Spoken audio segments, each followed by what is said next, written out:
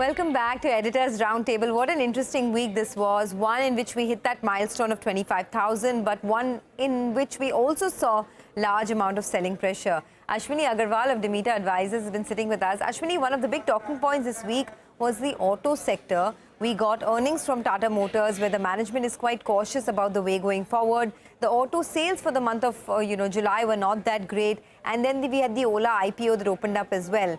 Your thoughts on the sector overall? Sonia, the demand situation is quite concerning, and it's not just automobiles, it's across the board. If you listen to the commentary from a lot of companies, whether it's jewelry companies, whether it's various luxury products, not just in India, but around the world, and you look at the car sales numbers, I think there's a massive slowdown that's happening. The reasons are not very clear. Some people believe that basically post-COVID, there was a lot of pent-up demand, which is now spent force, and we are more in a consolidation phase in terms of growth.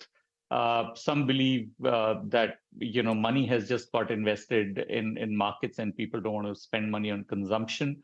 It sounds bizarre, but could be possibly true.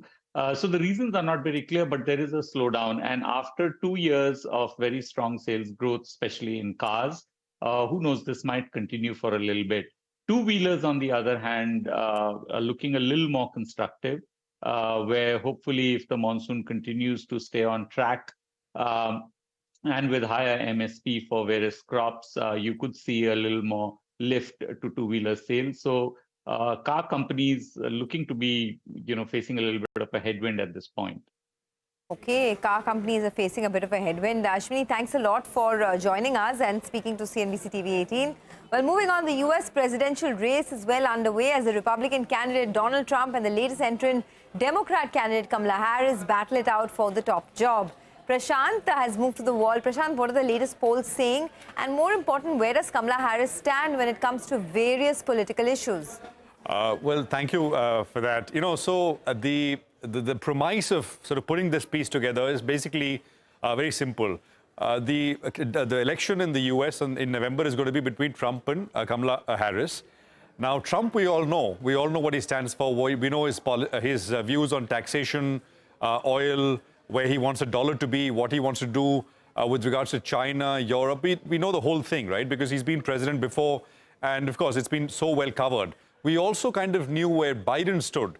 Now, the assumption which many are making is that because Biden dropped out and Kamala Harris has stepped in as a presidential candidate, she will mostly follow in Biden's policy playbook. And that maybe is correct as well. But, what are her own views? What are her own preferences? Because this is now a close race. A month ago, markets were kind of very comfortable in the assumption that Donald Trump is going to sweep the polls because he was fighting Joe Biden, which isn't the case anymore. You have one of the largest betting websites in the US predicted, now saying that Democrats will win the election. The actual elections are still, 80, 90 days away, and a lot could happen in that time period. But the point is, it's a real fight in that sense. So that's the premise of this particular piece.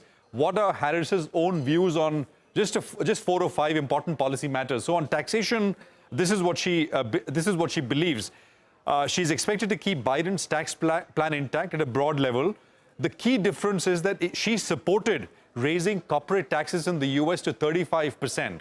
And that is the reason why the general sort of undertone with many, especially in financial markets, is that you're going to take a slightly more leftish kind of lean as far as policy matters are concerned.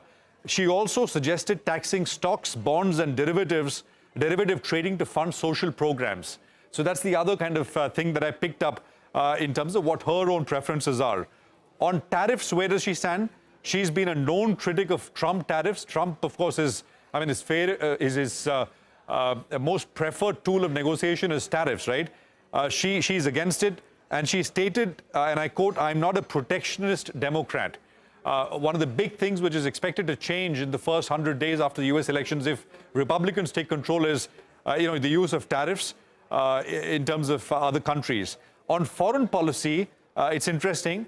Most likely continued policy in terms of the conflict in Ukraine and Israel and their support to both countries.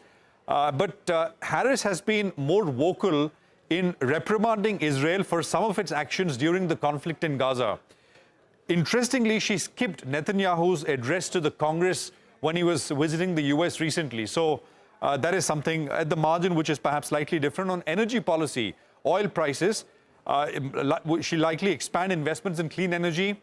Her suggested climate plan was worth $10 trillion against Biden, who suggested spending $1.6 trillion. And of course, she is in favor of complete ban on fracking. Fracking is a measure for oil production. On technology, she's historically pushed for more tech regulation. She's, by the way, the lead on AI regulation in the current administration. Whereas Biden wanted to bust up and break up large technology giants, her kind of policy preference seems to be steps to ensure more customer privacy.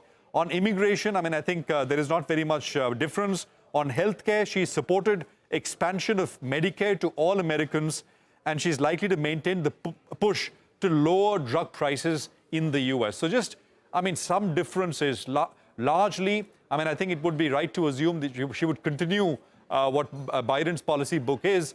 But I think also important to remember, if she is, come November, elected president, what she really stands for and what her own views are. Back to you.